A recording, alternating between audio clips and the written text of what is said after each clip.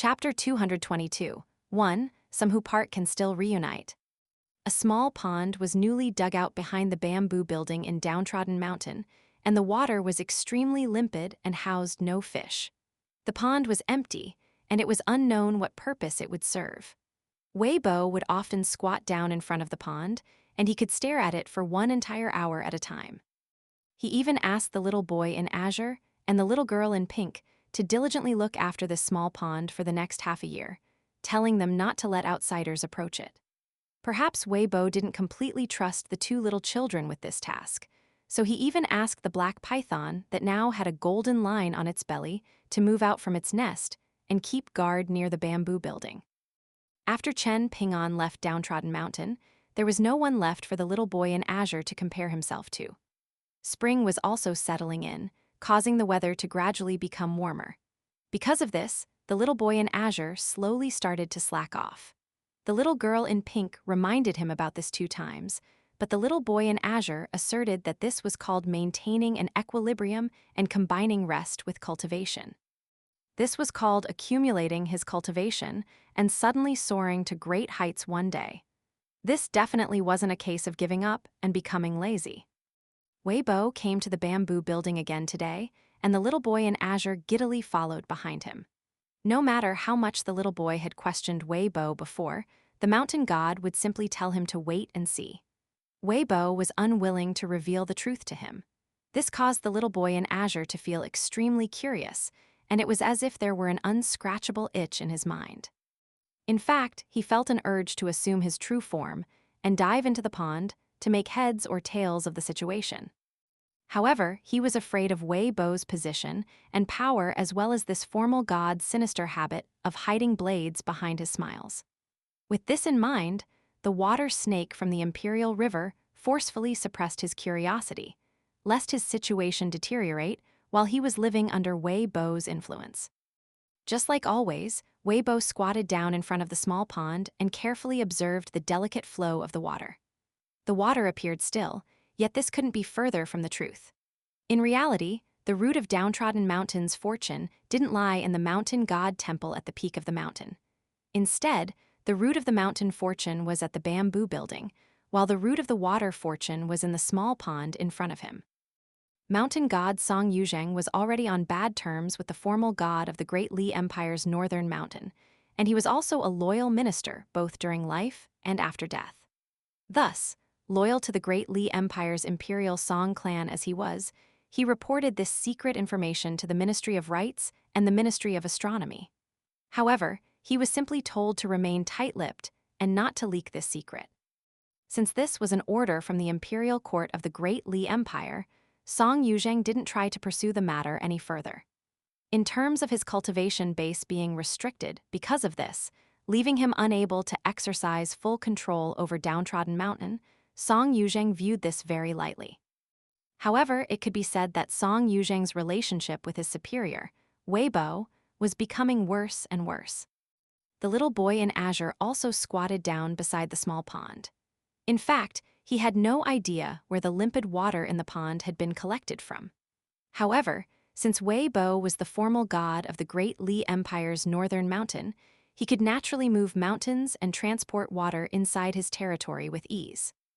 The little boy in azure eagerly stared at the limpid water, feeling frustrated at the fact that he was unable to discover any clues or traces.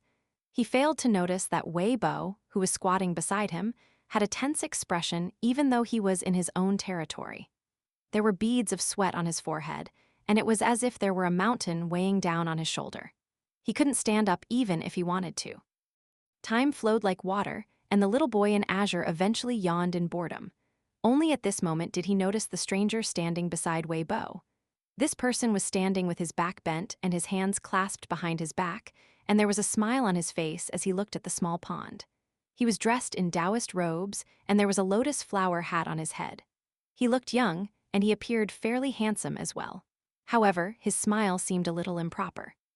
He looked like someone who would use the excuse of reading palm patterns for others to improperly touch the hands of young women. If this were in the past, and if they were near the Imperial River, then the little boy in azure's short temper would have definitely led him to confront the young Taoist priest and tell him to piss off as far away as possible. Now that he had experienced so many things in Dragon Spring Prefecture, however, he was much more reserved than before. However, he quickly remembered that he was standing next to the lofty formal god of the Northern Mountain, and there was also an utterly terrifying superior grandmaster at the pinnacle of martial arts in the bamboo building as well. That being the case, what did he need to be afraid of? The little boy in azure hurriedly stood up before clearing his throat and saying, "Oi, oi, oi, the Taoist priest over there, how can you be so disrespectful? How can you barge over without greeting us first? Do you know who my master, Chen Ping'an, is? He's the owner of this entire mountain. Moreover, there's also an extremely aggressive black python staying near the bamboo building, and it absolutely loves to eat people. You should thank me that you're still alive because I'm the one who earnestly persuades it to give up meat every day. Otherwise, HMPH, HMPH. The little boy in azure crossed his arms and turned his nose to the air. He roared with laughter in his mind. Wahahaha, I've been holding back for so long, and I've finally come across a mere mortal who I can scold. What a rare occasion. With this in mind, the little boy in azure became increasingly fond of the young Taoist priest. In fact, he felt an urge to become brothers with him. Is that so? Then it's thanks to you that I was able to escape a calamity, the young Taoist priest said with a dazzling smile. He hurriedly thanked the little boy in azure. In the eyes of the little boy, this young Taoist priest's actions and demeanor were far more sincere than Weibo's cold and menacing smile that hid daggers behind it. However, the little boy in azure had been screwed over far too many times in this dogshit Dragon Spring Prefecture. Once bitten, twice shy, so the little boy couldn't help but feel like every person was potentially a supreme cultivator. As such, he carefully looked the young Taoist priest up and down again. After confirming that he didn't have the aura of a chi refiner, the little boy in azure felt so moved that he almost shed tears of joy. He swaggered over, and he jumped up to pat the young Taoist priest on the shoulder. There's no need to thank me. Before leaving Downtrodden Mountain, Master Chen Ping'an told me that I needed to assume responsibility when he was away. As the host, how can I allow you, my guest, to suffer from fright? The barefoot old man saw this sight from the window on the second floor of the bamboo building, and he chuckled. If you're so capable, why don't you pat the young Taoist priest on the shoulder again? The little boy in azure immediately became alert. He looked up at the young Taoist priest, and he then glanced up at the crazy old man who was standing at the window on the second floor. Finally taking a glance at the lotus flower hat on the young Taoist priest's head, he asked in an uncertain voice, "Let's be open and honest with each other. Are you a 10th tier spiritual master from the Taoist sect, or are you an 11th tier or 12th tier heavenly lord?" The young Taoist priest smiled and shook his head, replying, "I'm neither." The little boy in azure was slightly skeptical, and he said in a low voice, "My dear friend, as members of the cultivation world, we should all stick to the principle of sincerity when we deal with others, regardless of our seniority or cultivation base. You can't lie to me, okay?" The young Taoist priest nodded and said, "I'm genuinely telling the truth." Even if the little boy in azure couldn't defeat those under the 10th tier, wasn't there still Weibo and the crazy old man in Downtrodden Mountain? Thus, it would truly be pathetic if he still remained timid and cowardly. The little boy in azure rapidly considered these things in his mind, and he felt like he was already standing in a position of certain victory. A smile instantly spread across his face, and he jumped up and patted the young Taoist priest on the shoulder again. "I can see that you're talented, so don't be disheartened. It's only the nascent tier of Taoism, so you still have some hope of reaching it as long as you work hard for a few hundred years. If you're truly unable to reach it and get picked on by others in the future, then just tell them my name and say that you're acquainted with the white water snake from the Imperial River or the little dragon king from Downtrodden Mountain. How do these two nicknames sound? One's carefree, while one's impressive." The barefoot old man roared with wanton laughter. He raised his thumb at the little boy in azure and remarked, "I'm impressed, little water snake. If you don't die today, then you'll be able to brag about this for the rest of your life." The little boy in azure gulped upon hearing this. His eyes darted around, and he coughed before hanging his head and preparing to step back in retreat. "Oh, it's time to cultivate. I definitely can't miss my cultivation session today." The young Taoist priest smiled and nodded, saying in a gentle voice, "Yes, that's right, one definitely can't slack off when it comes to cultivation. Come on, let's go. I have some shallow knowledge about cultivation, so I can answer your questions and help you clear up your doubts." The little boy in Azure's vision suddenly became hazy. When things cleared up again, he suddenly discovered that there was someone standing beside him. This wasn't strange. However, what was strange was the fact that there was also someone squatting down beside Wei Bo. Not only that, but there was even someone standing opposite the crazy old man on the second floor of the bamboo building. In fact, there was also a person furtively glancing over while standing behind the silly girl, who was secretly poking her head out from behind the bamboo building. All of these people were identical to the young Taoist priest with the lotus flower hat. The little boy in Azure closed his eyes and pretended to be blind as he felt his way forward. I can't see anything at all. I'm walking around in a dream, just walking around in a dream. Standing behind the bamboo building, the little girl in pink blinked her large and watery eyes. Unlike the disrespectful little boy in Azure, she was more curious than she was afraid.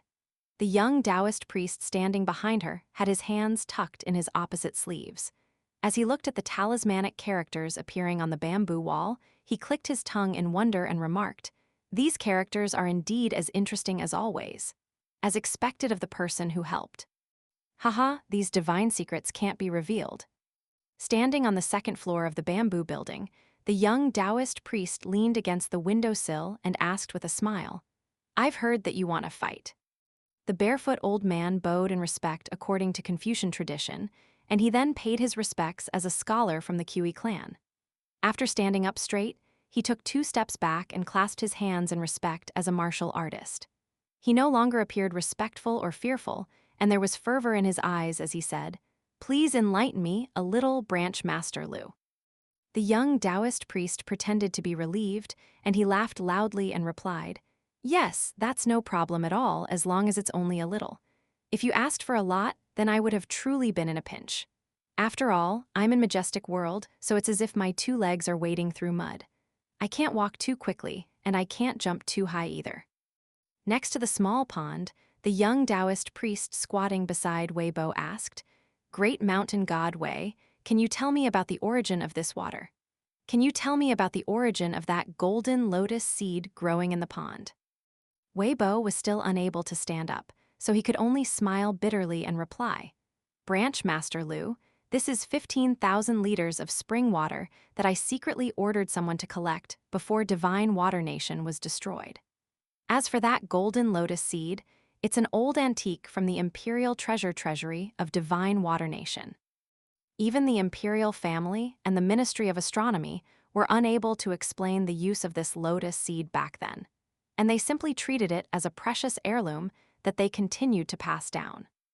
While I was fleeing after the destruction of Divine Water Nation, I coincidentally came across this lotus seed in Table Mountain. After that, it became my possession.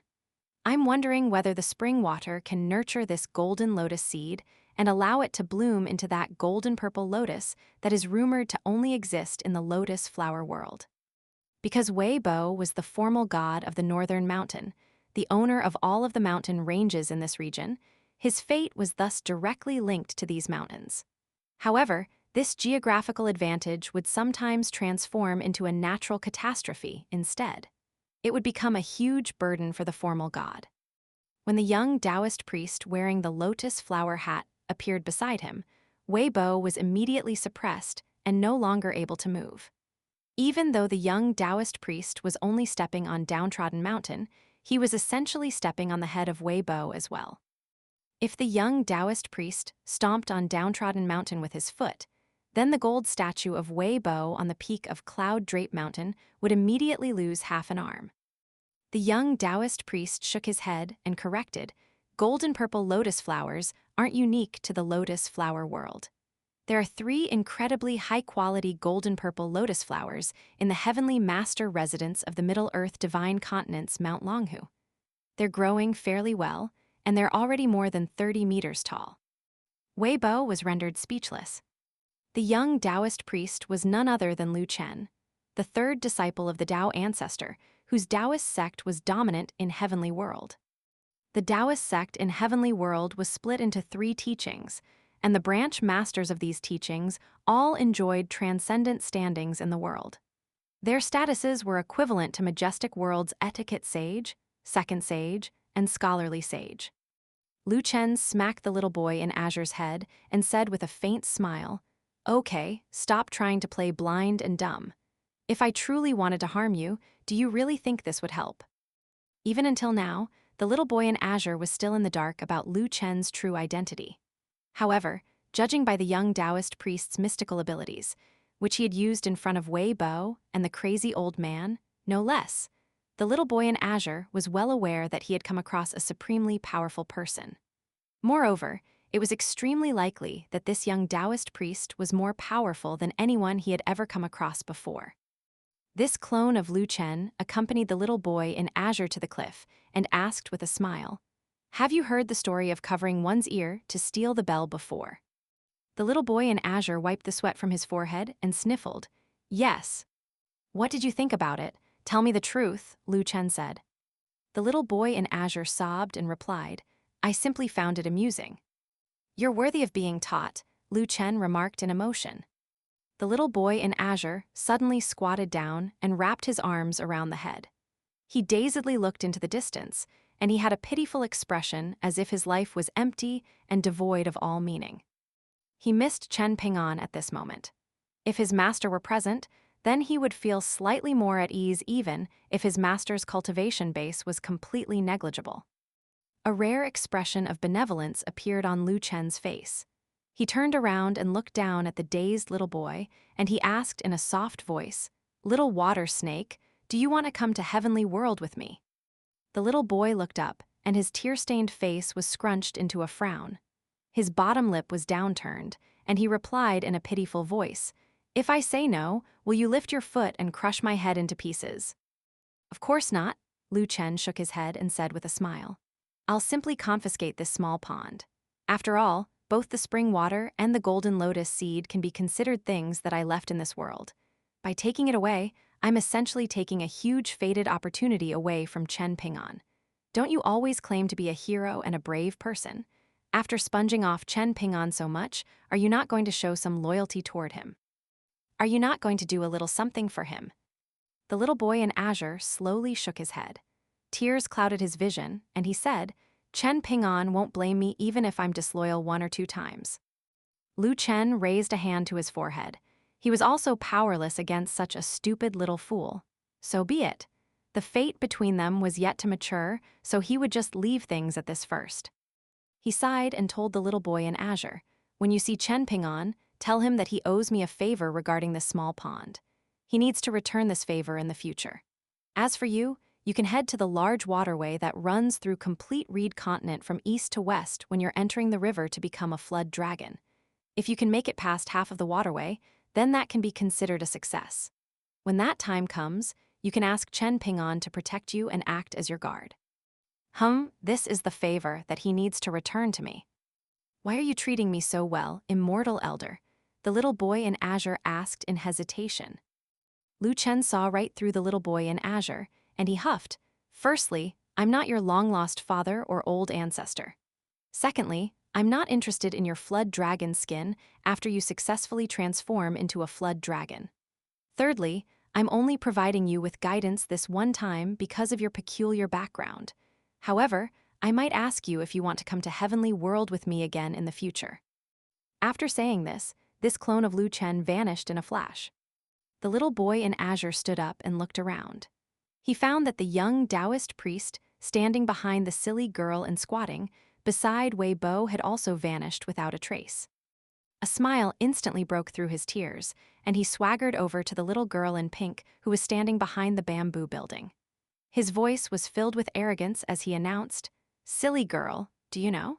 The old immortal praised me for having immense talent, and he almost fell to his knees to beg me to become his disciple. He even said that he would bring me to some heavenly world or whatnot to live in luxury. But just who am I? Since I've acknowledged Chen Ping'an as my master, I naturally have to uphold the justice and righteousness of the cultivation world, don't I? So, I rejected his offer without a shred of hesitation. Heh, you didn't see his expression back then. There were tears glistening in his eyes. Ah, what a pity. The old immortal was so sincere, but who can he blame for Chen Ping'an being so fortunate and taking me as a young scholarly attendant first? It's also my fault for being so loyal. Oh, that's right. Silly girl, what did the old immortal say to you? The little girl in pink raised a hand that was glowing with golden radiance, and she replied in an awkward voice. The old immortal discussed some calligraphy rules with me, and in the end, he said that you would definitely spew nonsense. So, he asked me to reward you with a slap in his stead. There was a crisp and sweet-sounding smack. The little boy in azure was brutally struck by the glowing golden palm, and he spun several times in the air before finally slamming into the ground. He remained lying there, and he decided to feign death. Weibo was filled with worry as he stood beside the small pond and gazed toward the second floor of the tranquil bamboo building.